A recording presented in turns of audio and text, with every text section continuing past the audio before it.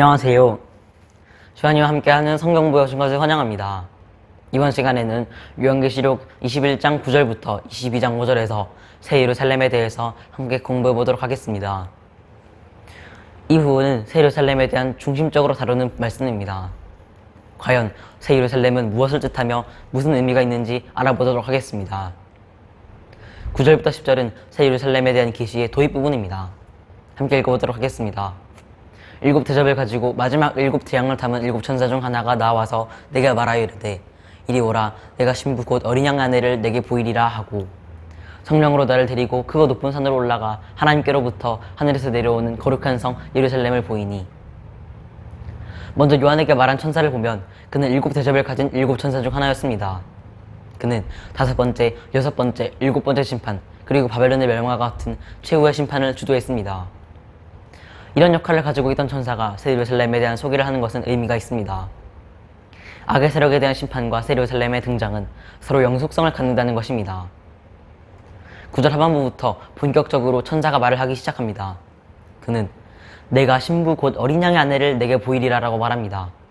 그리고 10절에 와서는 높은 산으로 올라가 새 예루살렘을 보여줍니다. 여기서 몇 가지 중요한 점을 정리할 수 있습니다. 첫 번째는 새 예루살렘에 대한 정체입니다. 새 예루살렘이 다뤄지는 부분에서 어린 양의 아내를 보이리라 라고 하는 것은 거룩한 성 새 예루살렘이 어린 양의 거룩한 신부로서 교회 공동체를 상징한다는 것입니다. 두 번째는 크고 높은 산에 대해서입니다. 천사는 요한에게 새 예루살렘을 보여주기 위해 크고 높은 산으로 올라갑니다. 이 말씀은 이사야서 2장 2절 3절의 말씀과 연결됩니다. 여기서는 종말의 여호와의 전이 산 꼭대기에 굳게 설 것이고 많은 백성들이 몰려오게 될 것을 말합니다. 이 모습은 요한계시록에 와서 성취와 완성의 단계에 이릅니다. 곧 거룩한 성 새 예루살렘이 크고 높은 산에 있다는 것은 이사야서 말씀을 배경으로 하여서 종말의 성취와 완성의 상태를 표현하고 있습니다. 앞에 9절부터 10절은 본문의 도입부로서 새 예루살렘은 그리스도의 신부요 어린 양의 아내라는 것을 밝혔다면, 11절부터 14절에서는 교회 공동체가 어떤 축복을 경험할 것인지를 말합니다. 먼저 11절은 새 예루살렘에서 가장 중요한 점을 말합니다. 바로 하나님의 영광이 있어서 그 성의 빛이 지극히 귀한 보석과 같고 벽옥과 수정과 같다는 것입니다. 그리고 이 빛을 보석에 비유하는데, 지극히 귀한 보석이었고 이 지극히 귀한 보석은 수정과 같이 맑은 벽옥과 같은 보석이었습니다. 이 말씀은 요한계시록 4장 3절에 나오는 보좌에 앉으신 하나님의 표현과도 매우 비슷합니다. 이 말씀에 의하면 하나님께서는 벽옥과 홍보석과 같고 녹보석과 같다라고 했습니다. 여기서 하나님과 새 예루살렘의 동질성을 나타내고 있는 것입니다. 즉, 종말의 교회 공동체는 하나님의 영광에 참여한 자들로서 하나님의 거룩함과 의로움에 부합하는 모습을 가지고 있습니다. 이어서 12절부터 14절에서는 새 예루살렘의 구조물에 대해서 소개합니다. 먼저 11절부터 13절에서는 성곽과 문이 소개됩니다. 먼저 언급되는 성벽은 크고 높은 성곽이라고 표현하면서 새 예루살렘은 완전하며 완성된 것을 뜻한다고 말합니다. 성벽이 크고 높다는 것은 안전한 곳을 뜻하는데, 이것은 외부로부터 안전을 뜻하지 않습니다. 이런 의미를 보이는 것은 사단, 짐승과 같은 외부 존재를 전제하는 구약 문맥에 의한 것입니다. 요한은 예루살렘의 회복이라는 메시지의 궁극적인 성취로서 본문의 성을 외부로부터의 안전을 뜻하는 것과 같이 표현한 것입니다. 이러한 새 예루살렘에는 12문이 있고 이 문들은 동서남북으로 각각 3개씩 있었습니다. 하지만 이 문들은 통상적인 출입의 목적이 있는 것이 아니라 상징적인 의미가 담겨져 있습니다. 그리고 14절에서는 성벽과 12문에 이어서 12기초석을 설명합니다. 여기서 특이한 것이라고 한다면 12문과 함께 기초석이 12개라는 것입니다. 그리고 12개의 기초석에는 12사도 이름이 있었습니다. 12문에는 이스라엘 백성들을 대표하는 12지파가 있었고, 12기초석에는 신약의 교회를 기초하는 12사도의 이름이 새겨져 있었습니다. 이는 새 예루살렘과 구약 백성과 그 성취인 신약 백성으로 구성된 하나의 백성인 것을 말합니다. 11절부터 10절에서는 새 예루살렘의 건축 요소들을 소개했다면, 15절부터 17절에서는 그 건축물들의 크기에 대해서 측량을 하고 있습니다. 본문에서는 7대접을 가진 천사 중 하나가 금갈대를 가지고 새 예루살렘을 측량합니다. 에스겔서 40장 3절에서도 갈대가 측량을 위해 사용되는데, 본문에서는 금갈대가 사용된다는 점에서 다릅니다. 하지만 이것은 단지 성은 정금인데 맑은 유리와 같더라라는 18절의 말씀과 조화를 위한 것입니다. 16절에서는 간단하게 새 예루살렘에 대한 전체적인 모습을 묘사하고 있습니다. 새 예루살렘은 가로와 세로의 크기가 동일한 정사각형의 형태라는 것입니다. 또 길이와 높이 모두가 같다는 것은 정사각형으로서 완전함의 상징을 뜻하고 있습니다. 또한 솔로몬 성전의 지성소 형태를 띠면서 새 예루살렘 자체가 성전의 속성을 띠고 있음을 말합니다. 즉, 새 예루살렘에 의해 상징되는 교회 공동체에는 하나님의 영광과 임재가 가득 찰 것입니다. 이어서 17절에서는 성벽을 측량하는데 그 길이가 144규빗이었습니다.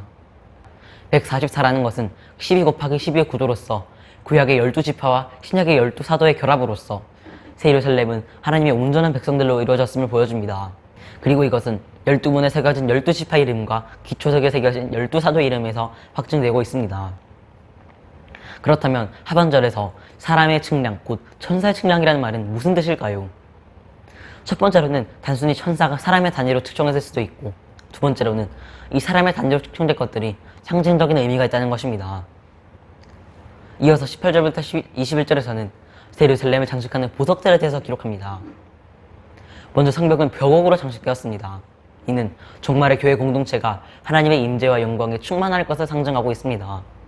왜냐하면 요한계시록 4장 3절에서는 보좌 앉은 하나님을 벽옥에 비유하면서 21절에서는 새 예루살렘에 임재한 하나님의 영광은 벽옥과 수정과 같이 밝다라고 했기 때문입니다. 그리고 벽옥 외에도 다양한 보석들이 새 예루살렘을 장식하고 있습니다. 이 성은 맑은 유리처럼 빛나는 정금으로서 장식되었고, 12문은 각각 하나의 주인주로서 장식되어 있고, 길은 정금으로 깔렸습니다. 이 보석들은 전체적으로 거룩한 도시 새 예루살렘의 영광, 아름다움 등을 나타내고 있습니다. 19장 7절, 22장 2절에서도 이러한 보석이 단장한 신부의 아름다움과 거룩함을 뜻했습니다. 그리고 이사야서 54장 11절, 12절에서는 예루살렘의 회복은 여러 가지 보석으로 묘사되었습니다. 그러므로 하나님은 그리스도 안에 된 예루살렘의 회복을 약속하시면서 순결과 아름다움으로 단장시키시는 것입니다. 더 나아가서 구약의 대제사장의 옷에서는 가슴에 보석들이 박혀 있었는데 이 종류는 계시록 본문과도 거의 유사합니다. 뿐만 아니라 다양한 구약 말씀에서도 보석에 대한 언급이 있었습니다. 계시록에 보석에 대해 모티브가 있었던 새 예루살렘과 성전과 에덴 동산은 서로 밀접하게 연결됩니다. 모든 구성 역사 속에서 성전과 에덴 동산의 실체가 새 예루살렘을 통해서 완성된다는 것입니다. 22절부터 17절에서는 새 예루살렘의 내부의 특징에 대해서 묘사합니다. 먼저 새 예루살렘에서는 하나님과 그리스도께서 성전이 되십니다. 주목할 것은 성전의 건물이 전혀 없다는 것입니다. 이는 요한계시록의 기록 당시 상황을 본다면 엄청난 충격이 아닐 수가 없습니다. 왜냐하면 당시 독자들은 모두 AD 70년에 예루살렘 성전 파괴를 경고했으며 당시에는 성전 재건을 열망하는 분위기였기 때문입니다. 성전과 예루살렘은 항상 동일시되어서 뗄 수 없는 관계에 있었습니다. 하지만 이 환상에서 새 예루살렘은 어떤 실제적인 장소가 아니라 교회 공동체를 상징적으로 묘사하고 있습니다. 그러므로 새 예루살렘의 건물로서의 성전이 없으면 당연하고 있습니다. 대신 하나님과 그리스도께서 성전이 되십니다. 건물로서의 성전이 없는 것뿐이지 성전 자체의 신 하나님은 존재합니다. 여기에 더해서 예수님 자신이 성전이 되신다는 사실은 이미 확실한 것입니다. 왜냐하면 요한복음 2장 19절부터 21절에서는 자신의 성전을 바뀌셨기 때문입니다. 이어서 22절부터 23절에 보충 설명을 하고 있습니다. 해와 달이 필요하지 않다라는 것은 하나님의 영광이 얼마나 강력하게 비치고 있는지를 나타내고 있습니다. 그리고 24절부터는 더욱 발전된 내용을 소개합니다. 빛 가운데로 라고 하면서 새 예루살렘에 빛이 되고 있다고 말합니다. 26절에 대해서도 언급하는데 여기서는 사람들이 만국의 영광과 존귀를 가지고 그리로 들어가겠고 라고 말합니다. 이렇게 24절과 26절을 함께 해석한다면 땅의 왕들이 만국의 영광과 존귀를 가지고 새 예루살렘으로 들어가게 되는 것입니다. 이와 같이 24, 26절은 밀접한 관계가 있습니다. 또한 이사야서 60장과도 연결되어서 만국이 새 예루살렘으로 순례길을 걷을 것을 말하고도 있습니다. 이사야서 말씀에서는 예루살렘을 향하여 하나님의 영광이 머물며 빛을 발하게 됩니다. 그리고 열방이 그 빛으로 나아오며 금과 유황, 양물이, 순양 등을 가져오게 됩니다. 더 나아가서 이사야서 60장 19절 20절에서는 해와 달의 비침이 필요하지 않고 하나님의 영광이 새 예루살렘을 영원히 비추는 것도 요한계시록 말씀과도 연결됩니다. 계시록 본문과 연결된 이사야서 60장의 순례 특징이라 한다면 하나님께서 하나님의 백성들을 구원하시려는 구속 역사 사역이 완성됐다는 것입니다. 먼저 예루살렘에 들어갈 수 있는 자들은 어린 양의 생명책에 기록된 자들이었습니다. 예루살렘에 대해서는 아무나 들어올 수 없다는 것입니다. 22장 1절부터 5절에서는 새 창조의 삶에 대해서 새 예루살렘의 특징을 설명하고 있습니다. 특별히 이 삶의 특징을 창세기 1, 2장의 에덴의 삶의 회복에 맞춰서 설명을 합니다. 먼저 1절, 2절은 새 예루살렘을 지나는 생명수강에 대해서 소개합니다. 이러한 생명수강은 수정과 같이 맑았습니다. 이처럼 생명수의 정결함을 보여주고 거룩한 성전과 같은 곳인 새 예루살렘과도 어울리고 있습니다. 이러한 생명수강은 하나님과 어린 양의 보좌로부터 흘러나옵니다. 이러한 생명수강의 원천은 창세기 2장에서 등장하는 에덴의 강과 비교되고 있습니다. 창세기 2장 10절부터 14절에서는 강이 에덴에서 흘러나와 동산을 적치고 거기서부터 갈라져 네 근원이 되었으니 첫째 이름은 비손이라 금이 있는 하윌라 온 땅을 둘렀으며 둘째 강의 이름은 기온이라 구스 온 땅을 둘렀고 셋째 강의 이름은 히데겔이라 아수르 동쪽으로 흘렀으며 넷째 강은 유브라데더라. 이 말씀처럼 에덴 동산에서 흘러나오는 물은 에덴을 지나 에덴 동산을 적시고 온 땅을 적시는 풍성함의 근원이 됩니다. 이러한 에덴의 강물은 에스겔서 47장 1절에 이어져서 성전으로부터 흘러나오는 물이 됩니다. 이렇게 성전으로부터 흘러나오는 물이라는 것은 이 에덴 동산이 태초의 성전이었다는 것을 뜻하기도 합니다. 그리고 8, 9절로 이어져서 이 물이 이르는 곳마다 생물이 번성하여 소성함을 얻게 됩니다. 만물이 성전으로부터 흘러나오는 물에 닿았을 때 소성함을 얻는 것은 종말에 와서 새 예루살렘이 이르렀을 때 에덴의 회복이 이루어짐을 뜻하고 있습니다. 이 절 말씀은 앞에서 나온 것처럼 에스겔서 47장 12절을 배경으로 하고 있습니다. 에스겔 말씀에서 과실나무라고 하는 것이 본문에서는 생명나무로 되어서 에덴 동산의 회복을 더욱 확실하게 드러내고 있습니다. 또 잎사귀는 치료를 위한 것이다 라는 것은 에스겔서 말씀을 그대로 이어서 가고 있습니다.